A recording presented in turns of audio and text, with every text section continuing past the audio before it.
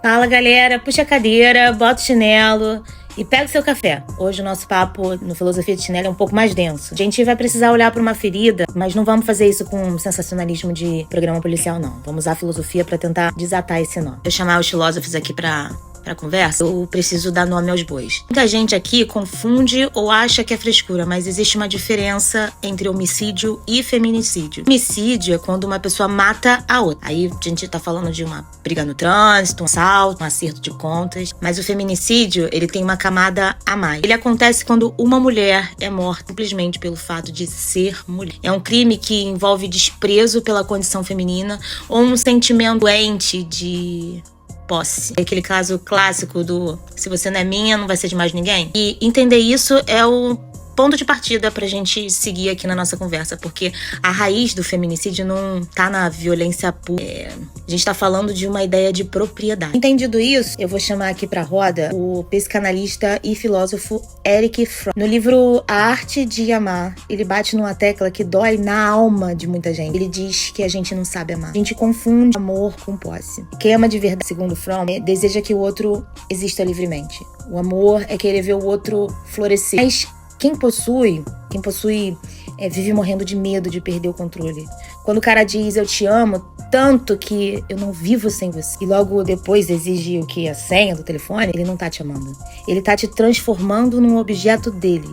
E o oposto do amor, filosoficamente falando, não é o ódio, é a objetificação. As relações hoje são frágeis, são descartáveis. A gente vive num paradoxo bizarro. Os laços estão cada vez mais frouxos, mas também as pessoas exigem um controle absoluto sobre o parceiro, como tentar segurar água com as mãos. Quanto mais escorre, mais força você faz e mais você se machuca. É o que Bauman chamava de modernidade líquida. Então, assim, até aqui a gente entendeu o que é posse, né? Mas como isso escala pro ato de tirar a vida de alguém. Aqui, os antigos entram para dar uma verdadeira voadora na nossa cara. A gente volta lá pra Grécia Antiga com Aristóteles, que falava muito sobre paixões. E quando ele falava de paixões, ele não falava sobre aquele clima de romance, não. É a raiva, o ciúme, o desejo desenfreado. Ele dizia que quem não aprende a governar as próprias paixões acaba sendo governado por elas. É o famoso me perdoa, amor, eu perdi a cabeça. Cara, sem o nosso famoso autodomínio, o ser humano ele vira refém do que sente.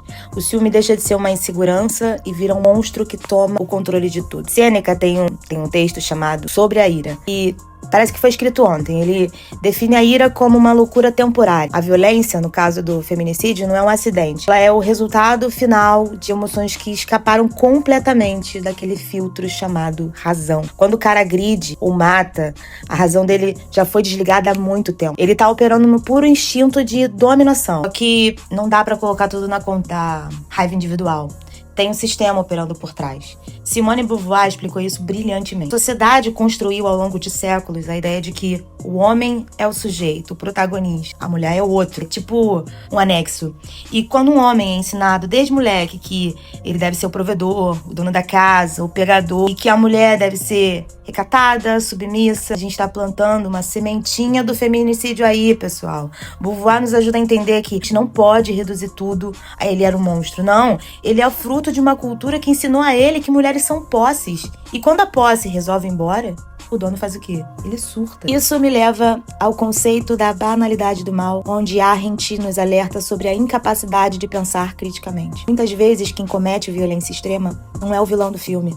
É o vizinho que dá bom dia, é o cara que joga bola no fim de semana. Mas é alguém que nunca parou para pensar criticamente sobre os próprios atos, sobre o machismo nas pequenas piadas, sobre o ciúme disfarçado de cuidado. O mal se banaliza quando a gente para de questionar as nossas atitudes diárias. E eu sei que esse é um assunto pesado, mas a filosofia não serve só pra gente ficar filosofando de chinelo aqui na varanda ou na praia e achando que a vida é um morango.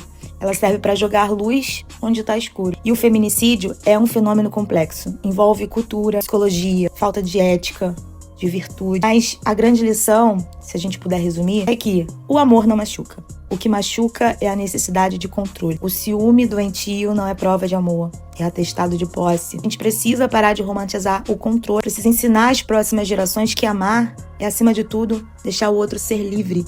E se a liberdade do outro vai te ofender, o problema não tá no outro.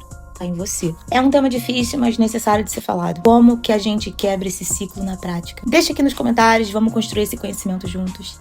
E se esse vídeo te fez pensar um pouquinho, e se te trouxe alguma luz, não esquece de deixar o like e se inscrever no canal pra gente continuar esse papo. Cuidem-se, cuidem das suas relações. Até o próximo Filosofia de Chinelo. Beijão.